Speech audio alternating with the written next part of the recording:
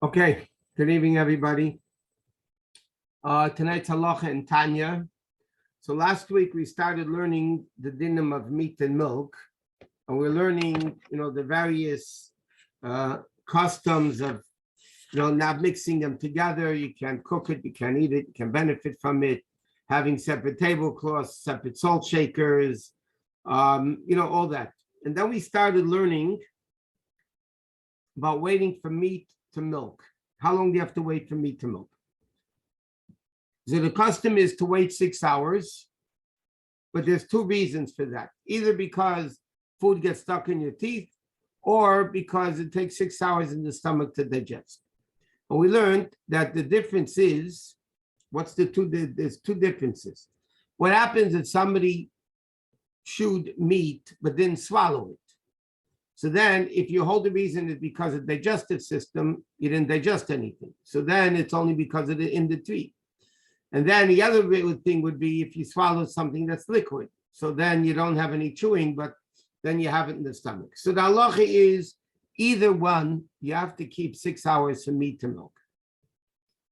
The only time you wouldn't have to keep 6 hours between meat and milk is if you let's say you taste a drop of chicken soup, but you don't swallow it. You spill it out, you spit it out.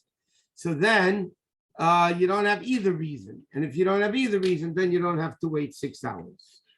Now, even between meat and milk, you have to do two things. No matter how long you wait, you still need to do two things. You need to rinse your mouth and you need to chew something, because that's two ways of cleaning the mouth. But halacha says it's not enough just to chew something and spit it out. You have to drink something and you have to chew, it doesn't matter which order. You have to chew something, but the thing you're chewing, you have to swallow, because otherwise the back of the mouth is not going to get cleaned. So if you're going to, let's say, chew a piece of challah, whatever, cook it, whatever. So you have to make sure to swallow it, and then it's not a problem. Okay? Now, what happens if somebody waited 6 hours? Okay, they had a meat dinner, and meat always gets stuck in the teeth. So you had a meat dinner, and then you waited 6 hours. You made an after bracha, like we learned. You cannot have it in the same meal. You have to change tablecloths. You have to make an after bracha or bench. So what happens if after 6 hours, you found some meat in your teeth? You found some meat stuck in your teeth. If you ate a steak, so then the meat gets stuck in your teeth. So then the dinner is like this. You take out the meat from the tooth, you floss it. You don't have to wait 6 hours, but you need to rinse your mouth and eat something before you're allowed to eat milk. So those are the two things that need to be done. You have to, even though there's meat stuck in the teeth, you take it out, you rinse your mouth, you eat something, and then you can go right away and eat some milk. Now, not only meat itself, what happens if I cook in a pan meat and vegetables? I cook them together in a pan.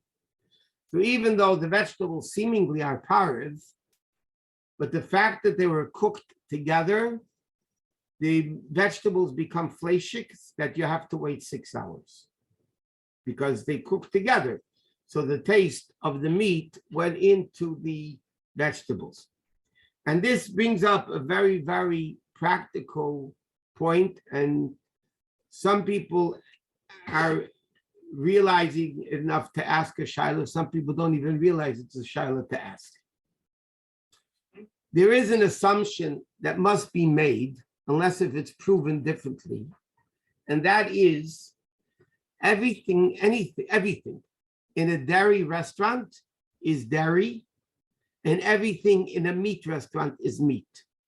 Unless if they tell you they have completely separate kalim, because as everybody knows, if you're involved in anything, they will fry French fries in the same oil they might have fried chicken, schnitzel, or whatever. You have to assume they use kalim, they use hot, and it's knives and cutting, and you have to assume halachically, unless if you find out from the store, if they're reliable, that they have their own unique parva things. But you have to assume anything you buy. If you buy French fries in a halachic restaurant, you have to assume they're halachic to the extent you have to wait 6 hours after that, because it could be they were fried together or cooked together, whatever.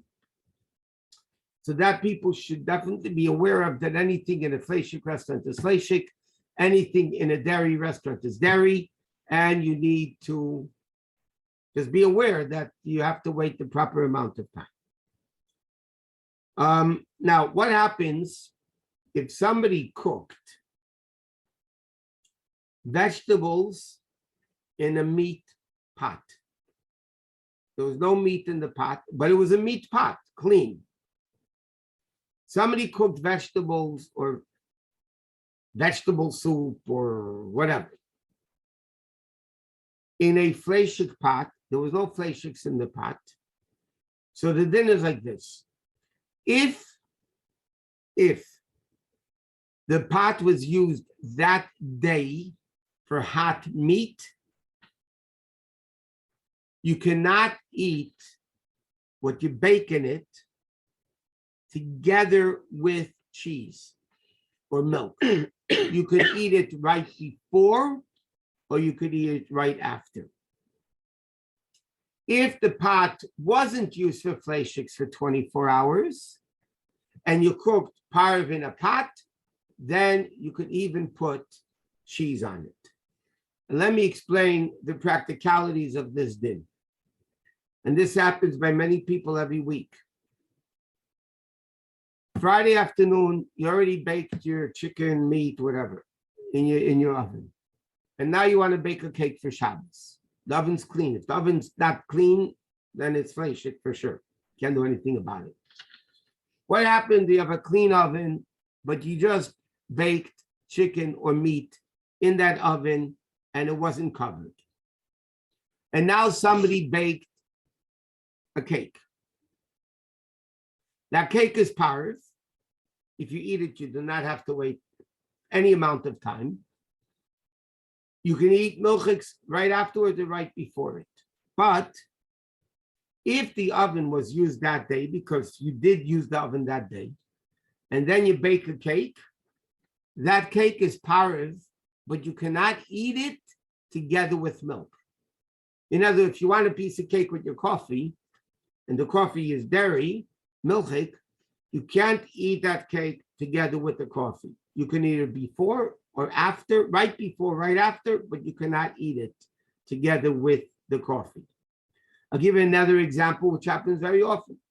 People cook parva macaroni in a meat oven, in a meat pot.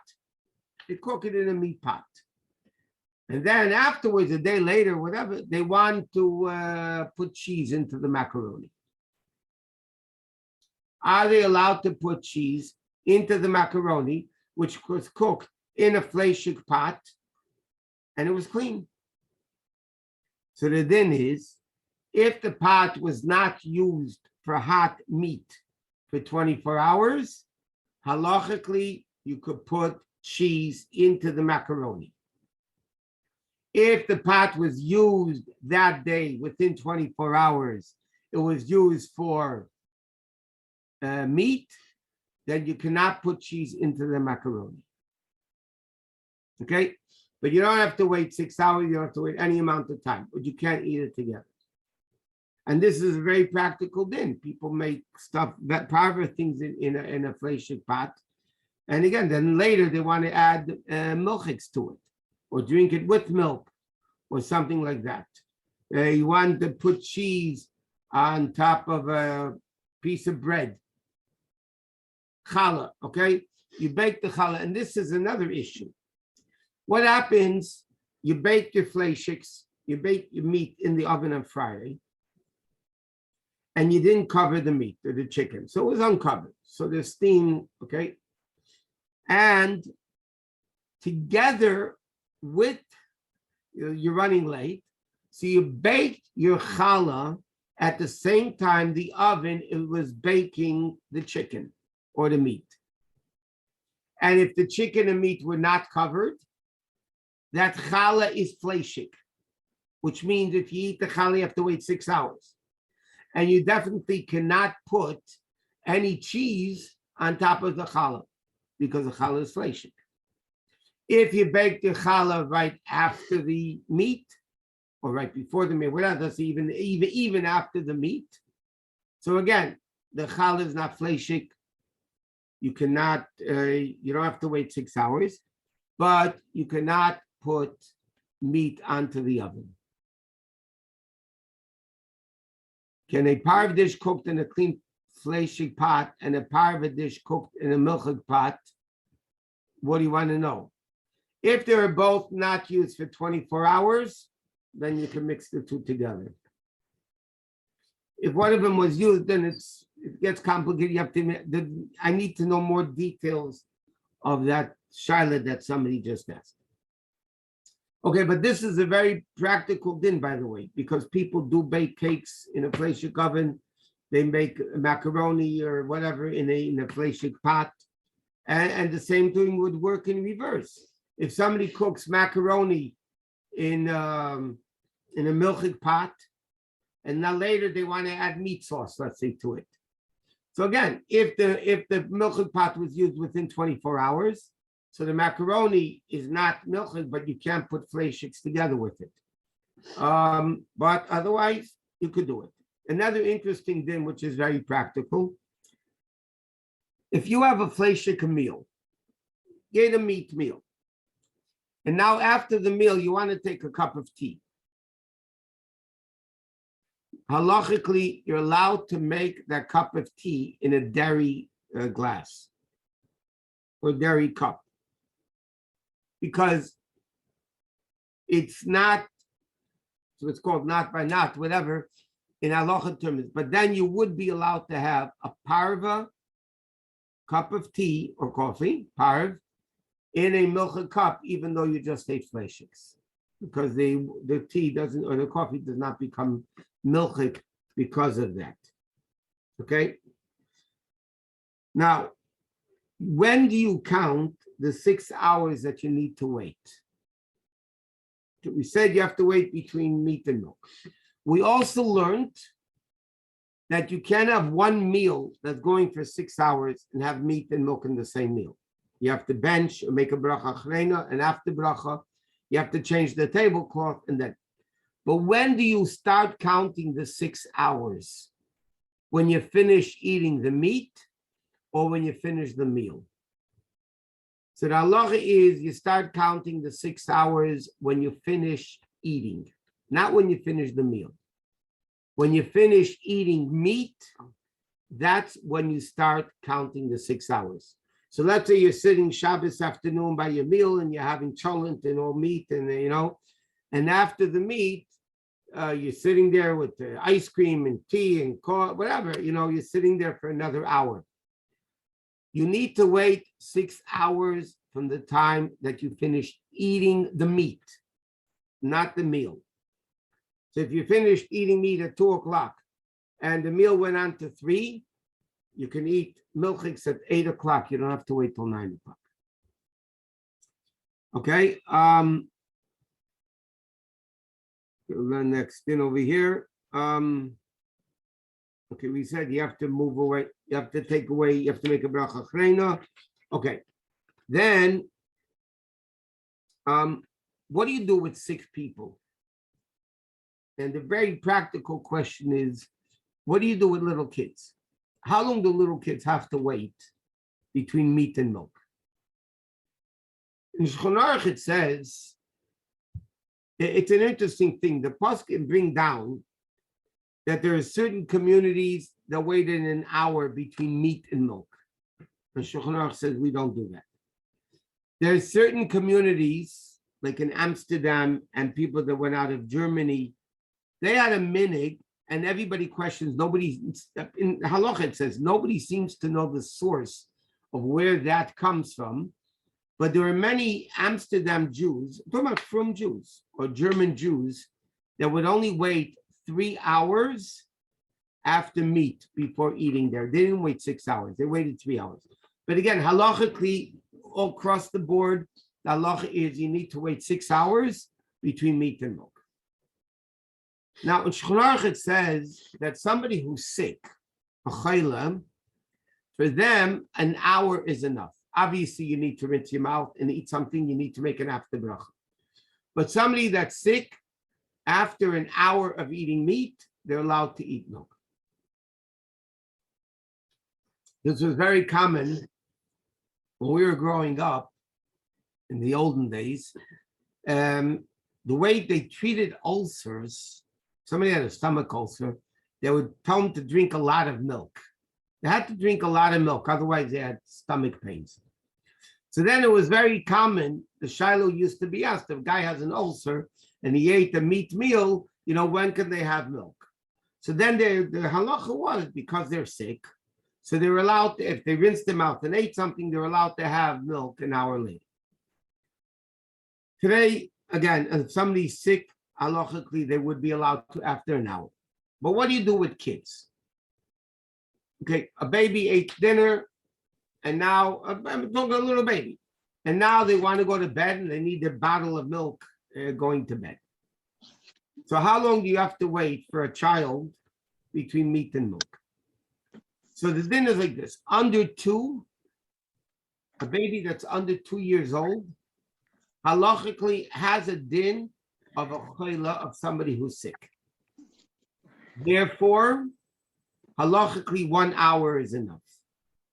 But you have to wait an hour between meat and milk for the baby. After 2, older than 2, it's preferred to wait 3 hours. But I saw a lot of contemporary poskim write that if a kid really needs the bottle, even up to 6 years old, if you need to, you could be makel, you could be lenient that 1 hour is enough. Like different, ideally they should wait 3 hours, and then when they get older, over 6, then they should try to wait 6 hours. But if a kid is throwing a tantrum and he wants his bottle and whatever, and it's more than an hour, even if they're older than 2, halachically you could be makel, as long as they drink something and eat something in between, so then it wouldn't be a problem. Okay. Okay, next. How much time do you separate between milk to meat? Until now, we're learning meat to milk is 6 hours, and you have to rinse your mouth and drink something. How long is the time between milk and meat? The many poskim, right? That and halachically, this is the way halacha writes, that technically, after something of dairy, all you have to do, you have to rinse your mouth and drink something, and you can eat meat right away. And your hands have to be clean. Obviously, if they're dirty with meat, you can't eat milk. So if your hands are clean, and you rinsed your mouth, and you ate something in between, halachically, you could eat meat right away.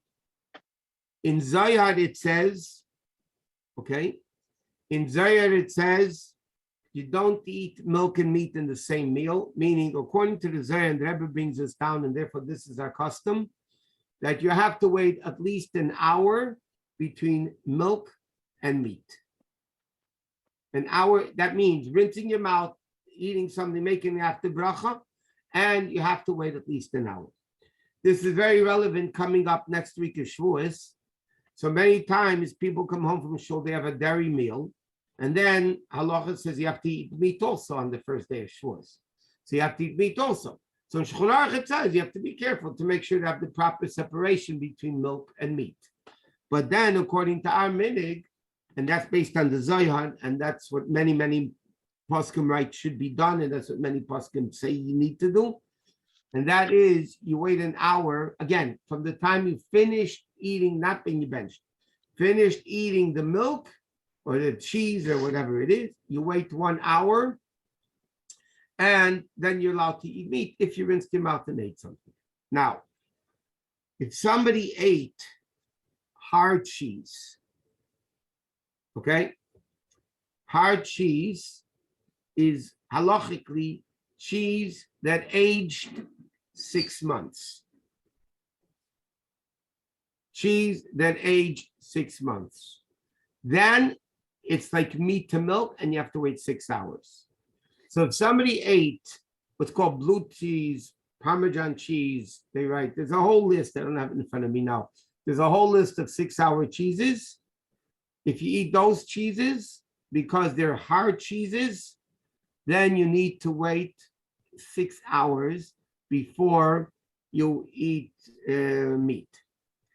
Now, believe it or not, there are opinions that hold nowadays, after any cheese, you have to wait 6 hours. Most 95% of poskim, and that's usually the minig accepted today, that it's only hard cheese that was aged 6 months.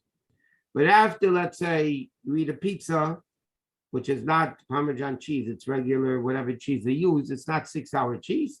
So as long as you wait an hour after eating pizza and you rinse your mouth and you eat something, so then after an hour is enough, again, you have to make a bracha chreina and separate table and all things like that. But there's a lot of issues with the 6-hour cheese, by the way. The question is, what happens? What does aging cheese mean? Does it mean on the shelf, aged for 6 months? Or does it mean only in the processing of the cheese that it takes 6 months to make the cheese? And there's different opinions about that. Because many times, by the time the manufacturer manufactures the cheese and it gets to the market overseas and this and that, sometimes it could technically be 6 months. But again, most opinions say, no, if the cheese is not made as hard cheese, even though it's 6 months on the shelf, it's 6 months in your house, you don't have to wait 6 hours because it's not hard cheese. It's interesting, many years ago, I once went to see a cheese factory in the city about getting Chol Yisrael cheese. You know, there was like the American cheese, the blocks of American cheese. And we watched the process. It was remarkable. From the time the milk was put into the vats, together with the chemicals or whatever it was, until the cheese came out as a block of cheese, took about an hour. It took an hour. I watched it myself a long time ago, 30-something years ago. They by the time they put the milk in the vat and together with the other chemicals or whatever, from beginning to end took an hour.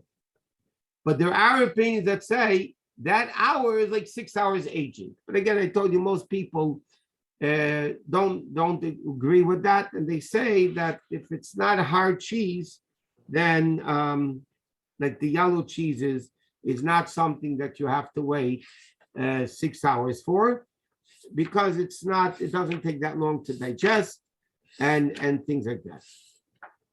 But I want to caution people about, and I want to mention this then now because it's going to be relevant to next week. I know what they're going to do next Wednesday about Shavuos, but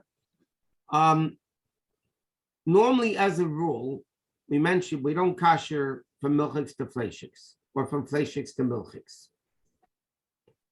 But people that have a fleishik oven and they want to make milchik cheesecake or blintzes or whatever you want to make, quiche, I mean, whatever.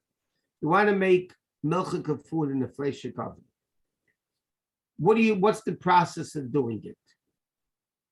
So first of all, the oven has to be clean. I mean, if the oven is full of meat, there's no way you can bake a cheesecake in it. If the oven is clean and you turn on the oven to the highest for a half an hour, it's a broil, you don't have to self-clean it for this.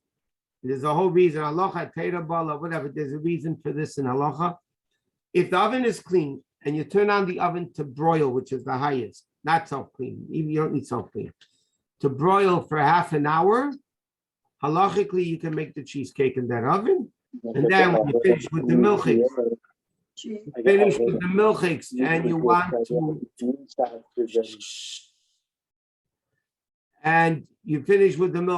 want to make it back fleishiks, so then you again turn it and make sure the oven's clean, and then you could turn it back on again for half an hour and the oven will be fleishik. Because even though we learned you don't kasher from milchiks to fleishiks, but many poskim hold that's only when you kasher with hagala, with the purging of hot water. But if you do it, with the regular libun, meaning you turn on the oven to the highest, so then you don't need to, then you could kosher from mochitz to fleishiks. But again, even then they write it shouldn't be done on a daily, weekly basis. For Shavuos, you could do it and then make it back again, and then you leave it as it is. But again, all these things need to be kept the separation between meat and milk, and you have to make sure that the kalim are clean, because if not, then you cannot make mochitz and fleishiks in the same oven. I'm just seeing what else is practical here before we go to Tanya. Okay, now there was one more din that I didn't get to yet. Yeah. What happens if you bake a sharp food in a fleishik keli? A sharp food like onions, garlic, or something like that. So then the halacha is you're allowed to eat afterwards meat. You don't have to wait the 6 hours. If you baked in the fleishik oven, even though it's sharp, you don't have to wait 6 hours. From the onion that you ate, you can still wait 1 hour and it's enough. Okay, I know it's a few minutes early, but we finished this topic. So let's go to Tanya. Tanya today is going to be very important.